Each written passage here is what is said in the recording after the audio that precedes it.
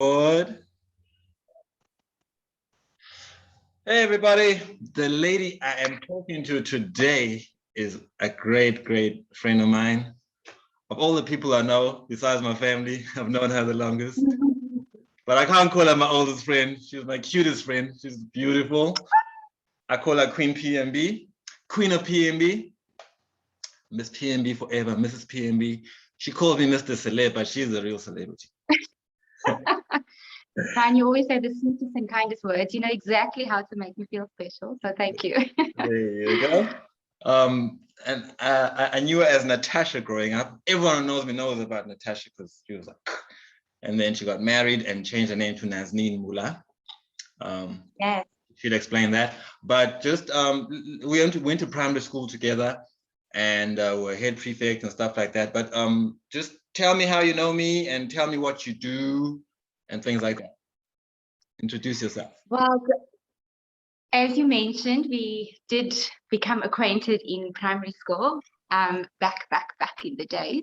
I think it was the good carefree days. And how you became, well, how you stood out was, it was the whole Michael Jackson phase that you were going through, if you can remember. Yes. And yeah, so it was like the whole Michael Jackson craze or phase that you were going through. So it was like really fun.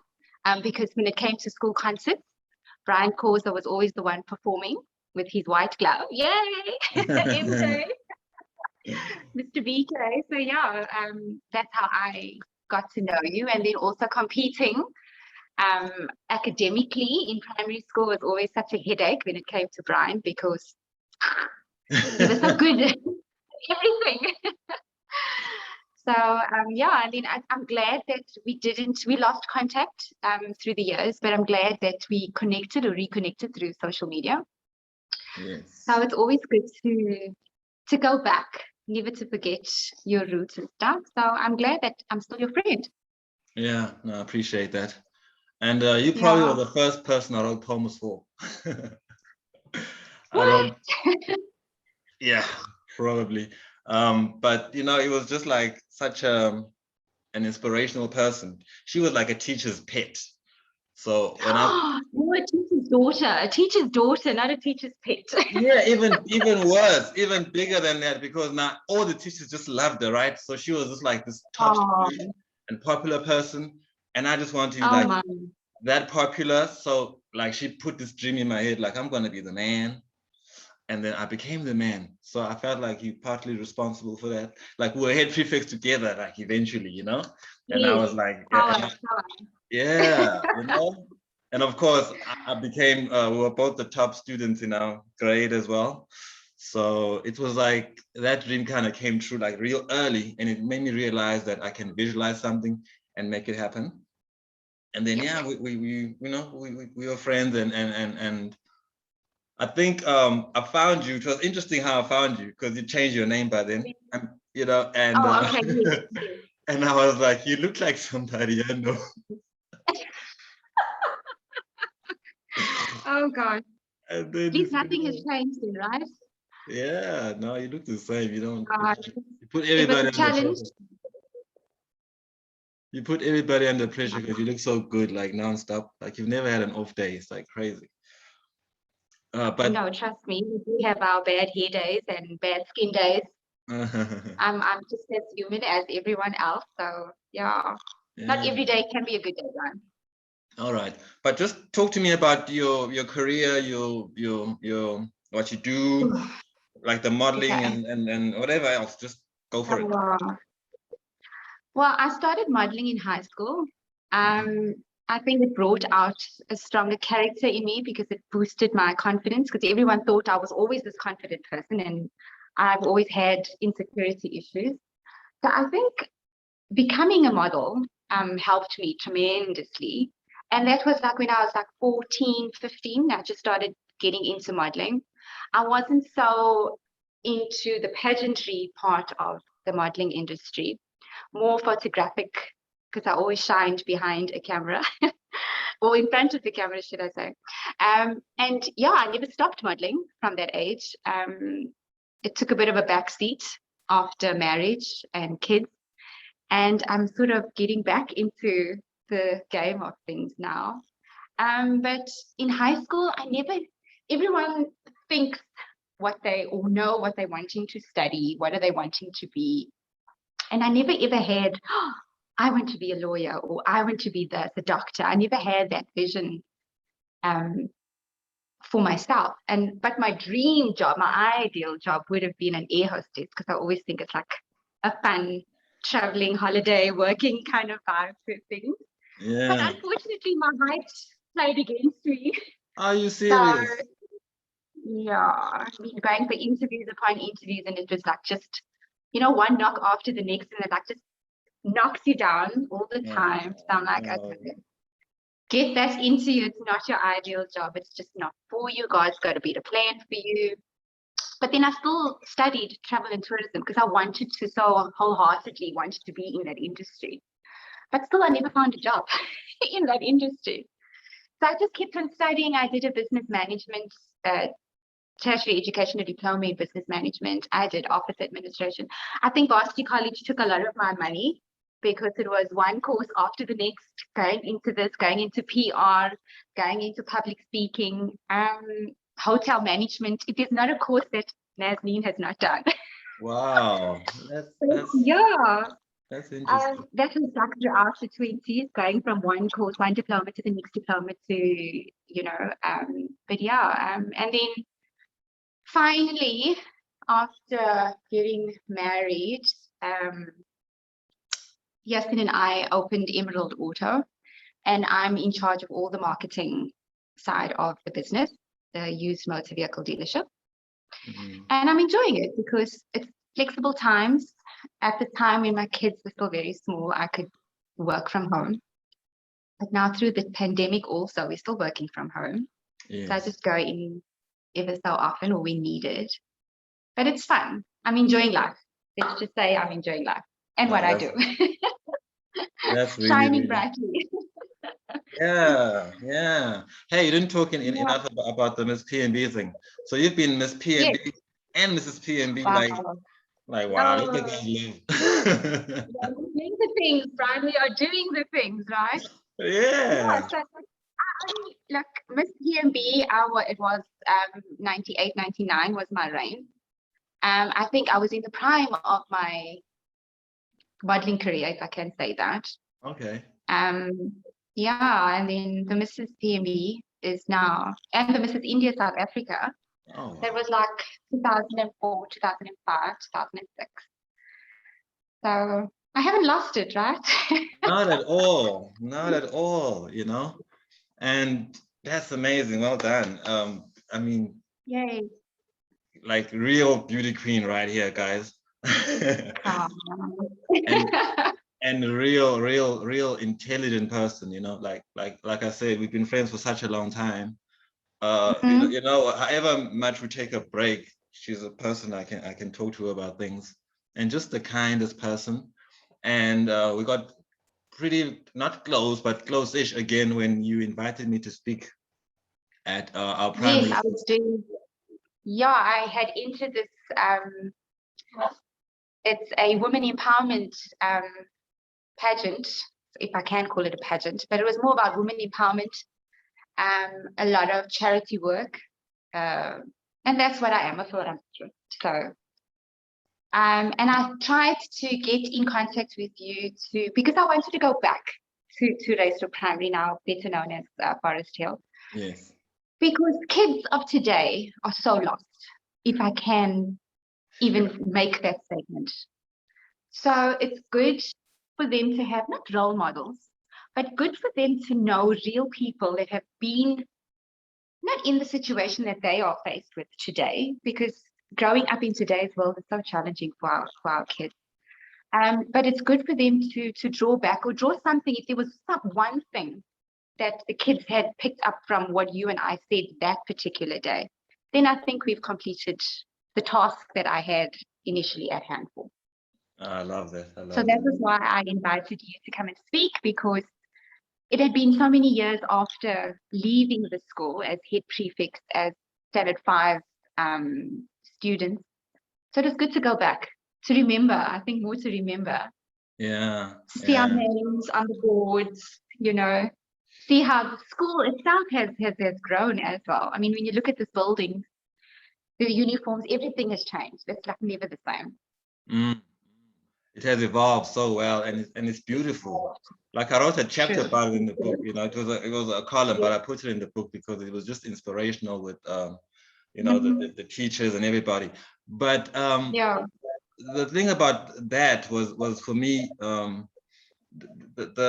it's nice. It's not even what the kids are going through. It's more so the fact that somebody walked these same steps. Somebody was right here, you know, through the same corridors, in the same classrooms, not with the same teachers, because all the faces have obviously changed over the years. Oh, but yeah. it was exactly, that was exactly the point I was trying to make, was like, at least somebody has walked through these corridors, the steps, exactly that.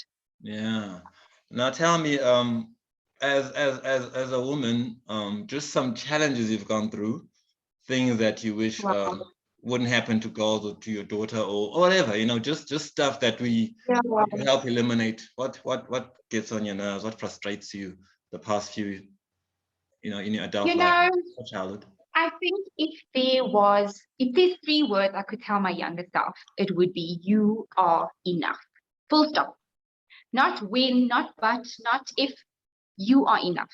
Yeah. So it's challenging just being a woman in itself, because social media today has put many demands on a woman, because we expected to carry ourselves a certain way in certain situations. So that in itself is challenging, Brian. No one is perfect, but we've got to love the imperfect person that we are. So the biggest challenge I face today, I think it's all the titles that come with us. I mean, we moms, we wives, we sisters, we aunts, everything else that comes with being a woman, on top of the whole gender-based violence that we faced as well. I, thank goodness, have never been exposed to that. So I think I'm fortunate enough, you know, to be standing proud and tall to say, look, I haven't been affected. Blessings to your husband for that. Yes, but we've had some heartbreaks along the way, right? Who doesn't go through setbacks in life, whether it's in your career, whether it's in your personal, in your home, you know. But I think I've always maintained, I think since becoming a mom, I've always maintained that I would raise my son to a certain extent where another woman or somebody's daughter doesn't have to recover from him. That's the mentality of raising a son. And then when it comes to raising my daughter, I wanted to know self-love. Because how are we supposed to love somebody else if we do not know how to love ourselves? Right. And it's challenging because we've got 2 teenagers in my home currently. So the moods, the hormones, it's like, am I doing this right? Am I not doing this right? And then you get the whole, oh, mom, you're embarrassing us. I'm like, we know we're throwing tantrums in the stores. Now it's my time to shine, right? So the embarrassment is out the window. But yeah. I think, but being a woman is beautiful, Brian. In itself is beautiful. We all shine differently. Yes. Also. And at different stages of our lives. Like right now, being 40, I think I'm living my best life ever, because I know now exactly who Nazneen is, what Nazneen wants. You know, so it's like before in your 20s, you're a totally different person to your 30s. But I think being 40, something just happens, you know, between 35 and 40, something just happens and you're like, rah, you know, here I am, world. Allow me to shine. That's really great. So that's the phase and the stance that I'm actually in right now, the phase that I'm in right now. Yeah. And I'm enjoying that. I love that. I love that. You know, when you talk about the challenges of a woman and self-love and issues like that, it's something I've come to learn. For years, I didn't know I was good looking, right? And I always had this. And then everyone was hating me. Girls were liking me. Guys were hating me. And I'm like, what is it, right? So it's the looks, right? And the looks are not your thing, right? You didn't make yourself look like this. And it made me relate to women, because it felt like, okay, your exterior appearance makes people forget you have an inside, a heart, an inside. Yes, yes. and because people always knew. But okay, look, first impressions last, I won't lie. But still, can people not learn, or men, especially men, let's just put it out there to you guys, can they not learn that it's not just about, I don't just want to be beautiful, I don't just want to be sexy, I don't just want to be gorgeous, I want to be referred to as strong, I want to be referred to as independent. You know, there's so many other words that can be used to describe me, but the first thing people see, as you say, is looks, and that's, I don't want it just to stop there. It shouldn't just stop there. Both for both genders, it shouldn't just stop there. Right, and then your interior, your heart, your mind are not, first of all, acknowledged, and then they're not taken care of. They're not taken care of. So people don't know how to love. Externally beautiful people don't get the love. That's a big deal. Like, in my first book, I wrote about a beautiful woman and me. I wrote a chapter like that, because I was like, I understand what the women go through, the beautiful women go through, because it's like, okay, you're pretty good, and then, but what about what I have to say? What about what I need? What about what I'd like? What about my dreams and visions? What about the fact that, you know, I actually have something to contribute towards the relationship or to friendship? Yes, but I'm just concerned about the fact that, you know, there's a lot of pretty women are beautiful. I love women. I just think women are just, only flowers come close to you guys. But most beautiful women don't know they're beautiful. And then when you don't know you're beautiful, when you think you're ugly, you become an ugly person eventually, you know? So how do you find that inner beauty in you when everyone focuses on that? How do you actually tune into that? You've got to believe it, Brian. I firmly believe you've got to believe it, because growing up, oh, you're so pretty, you have the boys running after you, you have the girls hating you because of whatever insecurities they have towards you. And even in adulthood, it's like, not everyone wants somebody else's man. You know, it's like, can you not just go to a particular function and just have fun? Why does it have to be, I'm wanting somebody else's man, or whatever? You know, all girls have insecurities. But I think for myself, I also, and I still don't believe that I'm beautiful. Because it takes a while. You look in the mirror. No, seriously, you look in the mirror, you see this reflection. Okay, this can improve. You know what I mean? Or I can. I don't know. Insecurities, right? You need a fine, like a ticket, like you're beautiful, I'm fining you this much for not believing it, and then take another and catch you another day thinking you're not beautiful, and fine you again, like, here you go. Catch me on another day. No way. It breaks my heart, because I know the reason you don't believe you're beautiful is because the inside and the, you know, one taken care of. People didn't tell you. It's a healing. I think it's healing that's in process or in progress from hurt, you know, daily challenges, whatever. Because what makes a woman beautiful? What's your definition of? Are we talking about now exterior? Is that what we're talking about? No. Okay. I know I've got a beautiful heart, I've got a beautiful soul, you know, that I believe.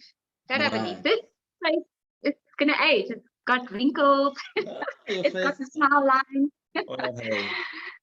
Thank God I'm single, because I can tell you how beautiful. Oh, you are gorgeous. You are like the gold standard. Like a lot of guys would want to have like a 40-year-old that looks like you. You said you're 40, right? Gave up your age. Like the 30-year-old, some 30-year-old right now is just thinking, oh damn, I don't even look like this. And I'm 30. You know, and I want to shake those women. Like, can you not? Well, we don't know the reasons, but I'm just saying, can you not look after yourself? Look, I could have neglected myself, if I can use this word, because I was concentrating on being a mother, I was concentrating on being a wife, and I wouldn't say I lost myself. I'd rather say neglected myself, because I could have made the time to get into the gym, but I always use the excuse there's not enough time. And I think as the kids got older, it's like, okay, my time became more flexible. I made myself more available to do certain things. So now Nazneen is really and truly looking after her mind, her body, and my heart. Most importantly, looking after my heart.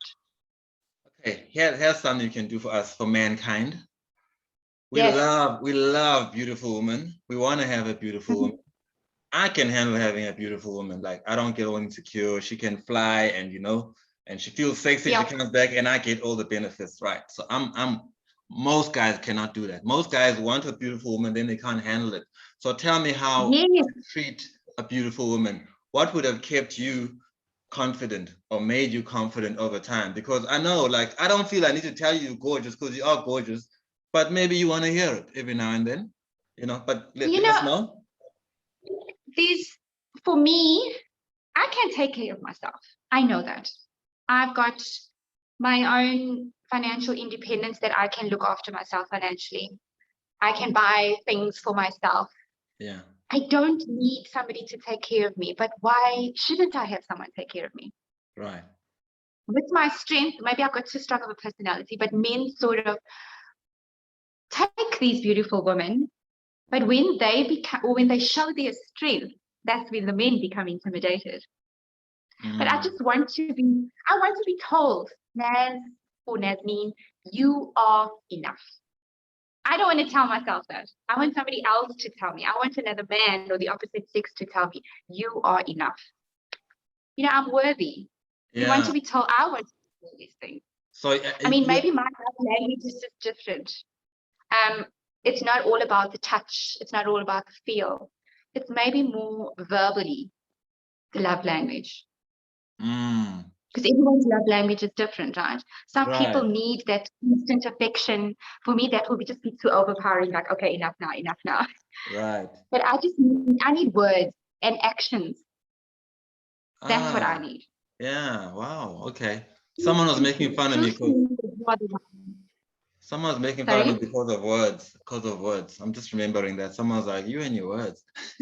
But which woman doesn't want to be spoken to kindly or softly, Yes. And then it's how you guys speak. It's not what you'll say. Actually, it's how you'll verbalize things. The tone, exactly. Don't tell me that you love me in a certain tone, but then your actions are speaking something else. Show me that you love me. Yeah. Bring me food. But I need to hear more about this "you are enough" thing, because it's more so, you need to specify, because we're helping the men out now. I love you for you.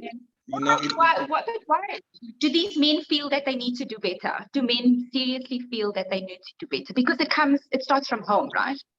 Your upbringing is so important, male and female, because we develop all these habits from home. It's not developed outside. Right. So I'm not blaming parents, because I'm a parent as well, but I've become an enabler to my kids as well. So that is why I say you raise your kids to a different. You want to be like your parents, your mom and dad, or whatever the case is, but then you don't want to mimic them, because you want to do better for your kids as well. So it starts from home. Upbringing starts from home. So whatever bad habits a man or a female, a woman has, starts from childhood days. Yes. So do you feel that men actually do want to do better? Because I would never want to change it. If I had met Yasin, I never wanted to change him. I always wanted him to be a better person, to do better. And I think maybe that's why we gelled so much and excelled in life, because we always wanted better for each other. Right. So that's how we grew. Grew a business, grew a family and stuff like that, because I think we were on the same path. We didn't come from a privileged background, if I can say that. So we worked very hard for what we have today. Beautiful. But I think it does boil down to the individual and what are the expectations of the partners, because a lot of times when you become involved, it's all love, it's chemistry, it's It's all the fun honeymoon things, and you don't ever sit down and say, okay, what now? Or where to from now? Absolutely, absolutely. It's so about communicating to your partner about your needs, your wants, your dreams, whatever. Yeah, no, I commend you both for that. But there's a situation where I've always spoken to older couples, you know, about how you do it, and the most profound thing I ever heard was this man saying,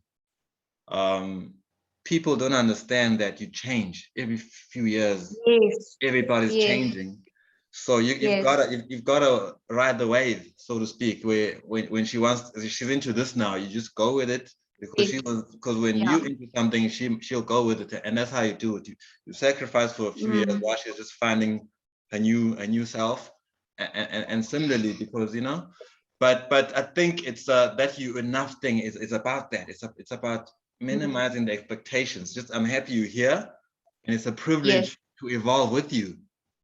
You know, eventually we're going to have gray hair. Eventually our kids will be our age, and we'll be our parents' age.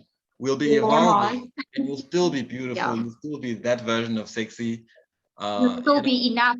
You'll still be enough. Oh man, that enough thing. I just keep on reminding. I've just got to keep on reminding myself. But you got to look. You've got the 2 minutes in front of that mirror, where you are just constantly trying to uplift yourself. And just keep on motivating you, because who's going to be your biggest fan if you're not your biggest fan? Yeah. Sorry, you just made me a bit blue. You just made me a bit blue saying you don't believe you're beautiful. What the hell? but I get you. But I get you. Yeah. I do get it, because for example, you know, when you're strong, no one tells you every day you're strong. Yes, I want to be like, oh, she survived that, or she went through this, and look, she's standing tall, she's standing proud. That's what I want to be remembered for. Yeah. Not this gorgeous exterior. Figure. Yeah. Exterior. I mean, I know I'm worth more than that. Yeah, no, you are. And of course, you know, one of the things I admire about you, like I said, you call me Mr. Celeb, but you've graced the newspaper a few times. That's who you are, right? I'm so proud and so honored to know you. But I told you, and I'll repeat this to all your followers, that I've always knew that you were destined for great things. And I've always repeated this to you for every conversation, every WhatsApp chat we've had, every coffee date we've had. I've always said, Brian Khoza has always been destined for great things. Yeah. I always envisioned greatness for you. You once called me the famous Brian, and I was in high school. I'm like, what? We know these things, right? We can see these things. Woman's intuition, eh? Yes. Something you guys can take away from us, right? You've always inspired me, but I was trying to say that you've achieved all this without doing what everybody does, and that might be what we have in common. The going to the big town thing, the going to the big city things. You did it in PMB, in Pietermaritzburg. Yeah, home is home. And that's the power we have. We can shine where we are. We can bring the sun to us, you know. And I appreciate that about you. That says a lot about your intellect. It says a lot about you got heart, you know. You can even say loyalty to your town, because I love Maritzburg, but it's more so. I love you. Oh yeah, but it speaks to your brilliance, you know. You have to think about that there's a lot of people that had to leave town to have what you have, to achieve what you've achieved. You've built a real, I dare say, empire, you know. And and you've built a name that I think will live forever in terms of not just your family. I'm hoping so. I'm hoping so, Brian, because we've got kids that look up to us. So we want to leave a legacy for them as well. A good enough legacy, whether they follow in our footsteps or not. But let's just leave a legacy good enough for our kids. Yes. And you know, I have to thank you. There's a lot to thank you for, but one of the things I appreciate the most that you taught me was, we were just talking early on. I think I still had one son at the time, and I've got 3 children. You said 3 now. Wow. Yeah. You said you were talking about men helping around the house, right? And I thought I'm a very helpful guy. Then you talked about giving the kids a bath. I'm like, what? That scares me. Like when a child is like, the first 3 months, I get scared, like, you know.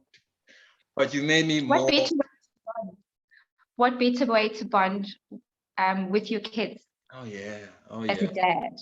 So I started doing that more after speaking to you.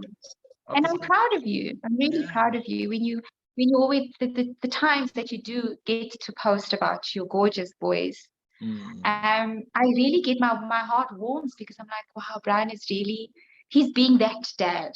Yeah. And so kudos to you for being that dad, for always doing the best that you possibly can for your 3 boys today. Yeah, it's hard. And if anyone hasn't told you that they are proud of your dad duties, let me tell you today, Brian, that I'm proud of you being the dad that you are for your 3 little boys. Okay, I'm not gonna cry on camera. I'm teary these days. Since I've had children, I'm like a crier. I'm like, what? Where are those tears coming from? But they sit over here, you know, they're like, I'm like, stop and go. It's good for men to cry. Men can cry. It's okay. It's okay for a grown man to cry. That's true. That's You're raising boys. You can also know that being emotional, being raw is okay. Show your emotion in front of the next person. It's okay. Thank you for that. Yeah, it took a lot. I used to go for years without crying. Now, maybe a few months.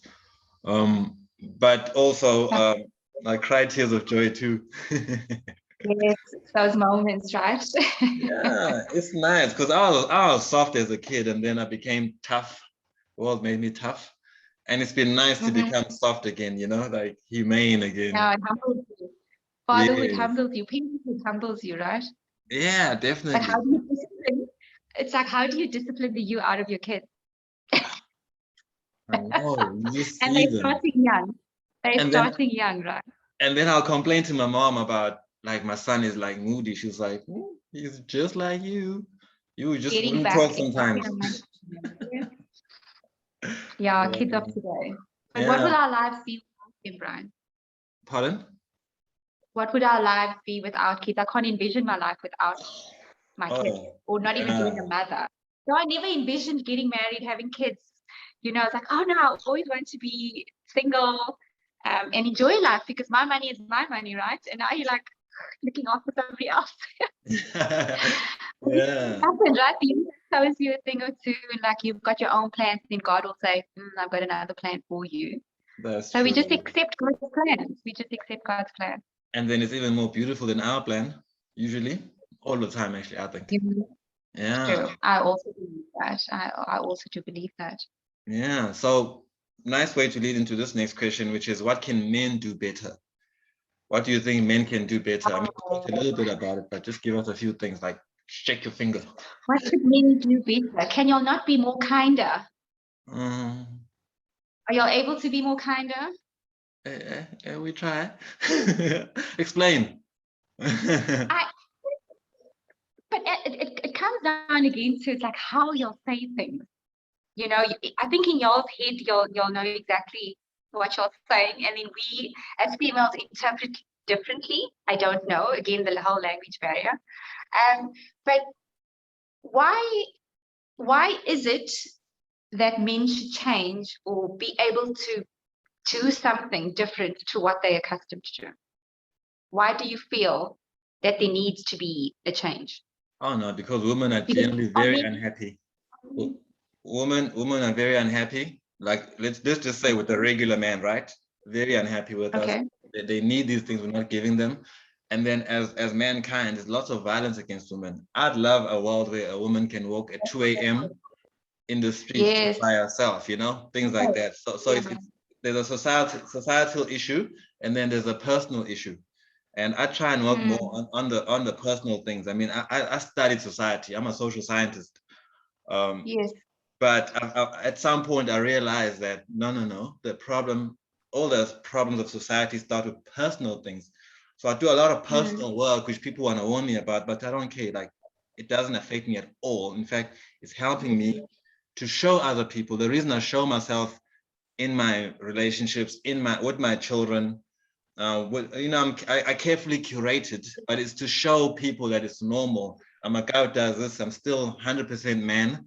I'm 100% with my kindness, with my trying to be a gentleman, with my anger at times about things. But I feel like we need a lot of feedback from the ladies that it's there, but no one's listening. So I'm creating a platform for all the women I know to say, listen, you guys need to do A, B, C, D better, and talk to each other. You tell the other man he must do this here, and his wife will be happy, his sister will be happy.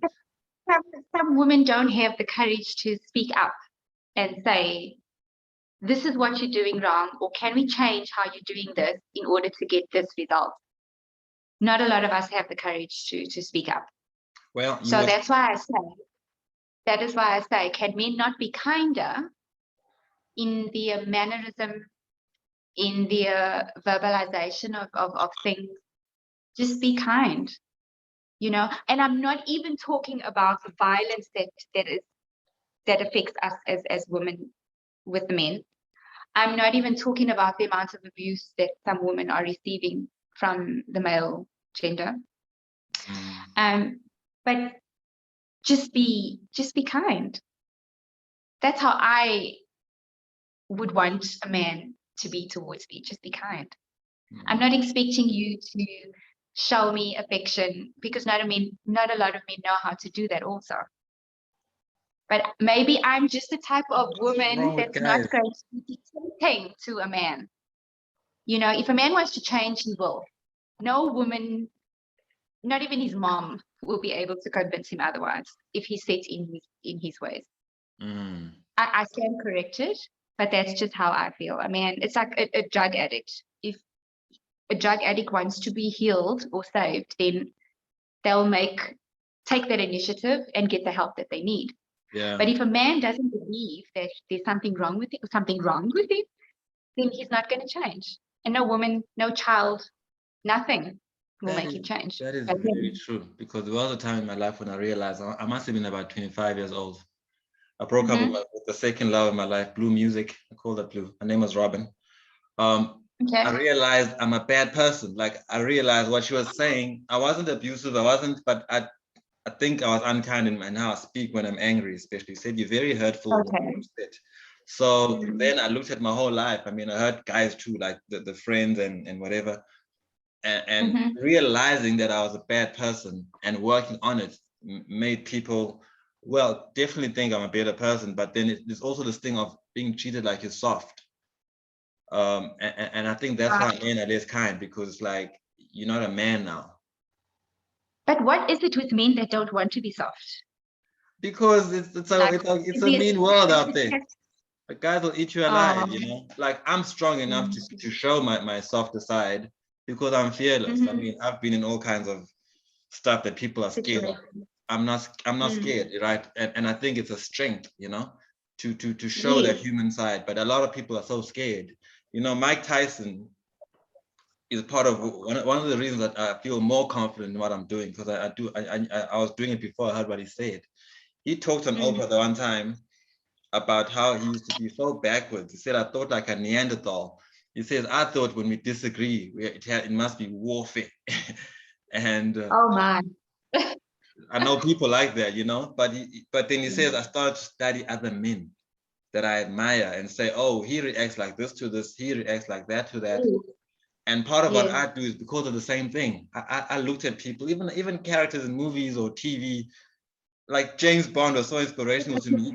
That's really learned, right? TV. Yeah, like James Bond is so ridiculous, but I was a kid. This guy could fight with sword, fight with guns. He could make a woman smile.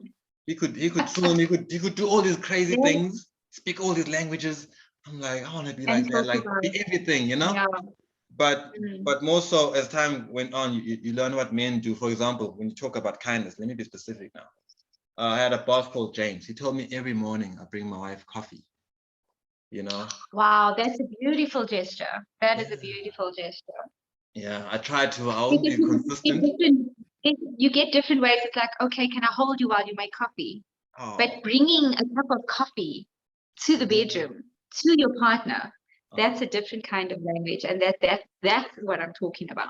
Yeah, you know. My one friend, Dream Living, I call it Dream Living, Sean. Her husband was saying that they make dinner together. Whoever's cooking, they're right there next to them, just talking, you know. You know, the old man, Mr. Skippers, the one talked about how people change. He said that Afrikaner guy said, we have brides 3 times a week in my household because my wife mustn't cook every day. So every second day, you'll do a bride, you know? Yes. So there are these practical things. It's a bonus if a man can. It's a bonus if a man can cook, right? Which woman's not going to want to be? We want to be fed. Not everyone wants flowers and chocolates. We want food. Bring us food. I want food. Bring me food. Make me something. Let me see a skill. Oh, nice. I can cook, but I'm pretty average, you know. But I pick up tips here and there. I think the meals that I've seen on your statuses is good enough. There's salad there, so that's good. Yes. Yeah, I've been working on my health, I feel great right now. I think I got a 6-pack even. Yeah. Yay, you go, boy. Oh, yeah. Love it. It's that 40 see thing. What 40 does. Can you see what 40 does? Can you see what 40 does? You read my mind, yeah. I'm 41 now. I gotta look, you know. And my kids are small. The oldest will be 5 now, so you know, when they hit their teens, I must still be fresh. Still I hate it. I think now, I think I look like a mom now, if I can say that. But previously, I think I maybe looked like the nanny. I never looked like my kid's mom, because I think people had this thing, okay, she must be the nanny. I never looked old enough to be a mom. Oh, okay. So maybe now, my daughter is taller than me at the age of 15. I think I do look like a mom now. So. Wow, 15. Wow. 15, Brian. Oh my word. Well done. That's experience parenting. I think for her to have reached this age, I'm doing something right. Yeah. Or okay enough. I mean, she survived 15 years now, so I must be doing something right. Well done. You don't look like the mother of a 15-year-old for one. Oh, you see now that misconception. Do you see that misconception? No, you just yeah, you're awesome. You're awesome. But is there anything else you'd want to add? Like, for example, I have a book called Woman Love 365, not only on Women's Day. That's part of why I'm doing this. I realize I can't actually finish the message. We just gotta keep talking about it. So every day is a day. Yeah. So what's your feelings on what that could be? Woman Love 365. Oh, Brian, I think every day is a learning experience for everyone. We learn something new every day. We want something different every day, because not every day is the same day.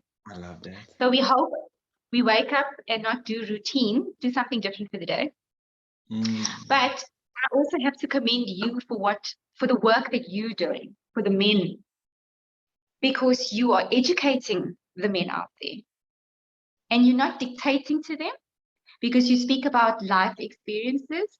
You speak about personal experiences, so they can hopefully relate and like, okay, I can put myself in this scenario or whatever the case is. But you are educating them out there, and you're making us as women, you're acknowledging us as females.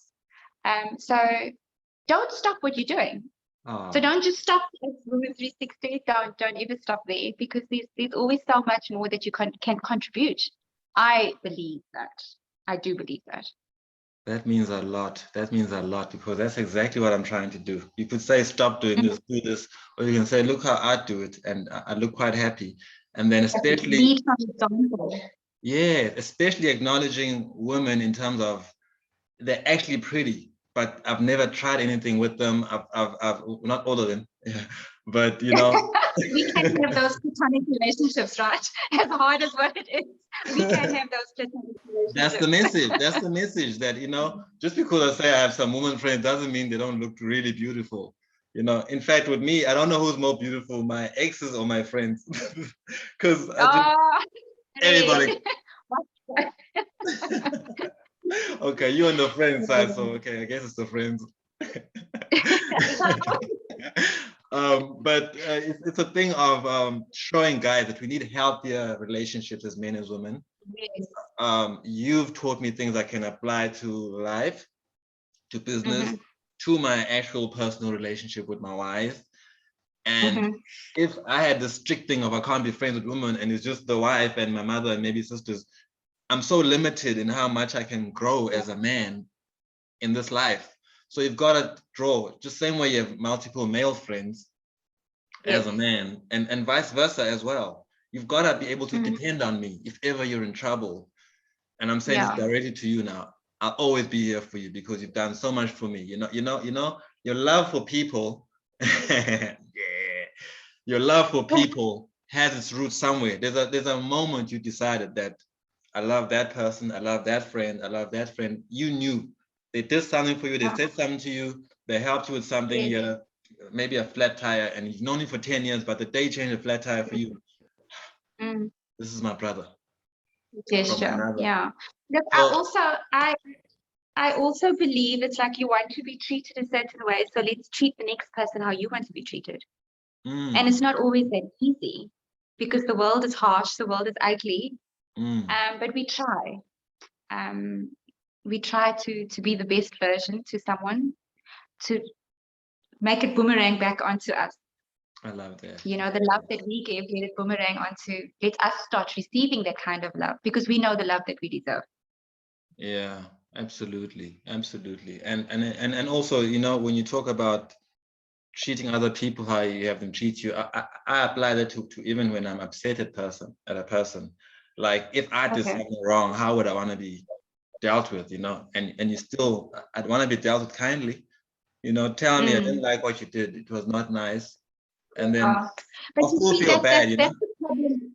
Society has this like, oh, if I correct your wrong or if I verbalize what I'm not happy with, then after that conversation, it's like friendships sort of like change. And I don't like those kind of friendships. Me neither. Because I still want to be friends at the end of the day. Whether you are criticizing me or whether you are sort of insulting me indirectly or whatever the case is, but I still want to be your friend because it shouldn't just be that kind of friendship for only the good times. If I've defaulted in some way, correct me or show me or tell me what I've done, and then we can still work from that and still be friends. Why can't we be friends because I've done something that now the friendship is like tarnished now? Absolutely, because we don't all read each other's minds. You might have a new belief, but let's simplify it. We all have toes, and sometimes somebody will step on your toe. You have a right to say, "Ouch, that hurt, bro." Like, watch where you're walking. Now 100%. You can't end a friendship over that. Over that. But if I saw you for stepping on my toe and you didn't see you stepping on my toe, that's a different issue. But even then, you've got to be able to say, I don't like being sworn. Like, I didn't mean to step on your toe. It was a mistake. I won't do it again. Or I may do it again. Just be kind next time I do it. Just don't try me. I was thinking about something and then there was your toe. We gotta be kind. If everyone thought the way we did, the world would be very boring. So bring on that colorful dimension to the world. Yeah, but still, man, if I don't like cigarettes in my house, smoke in the yard, don't be offended that I said that, Like, just know that, okay, when I go to Brian's house, I'm gonna smoke outside in the yard. Respectful, It's actually teaching a person how to navigate life with you. It's not about hurting people. Yeah. True story. Yeah. Okay, I know time is money and time is precious, and so thank you for your time.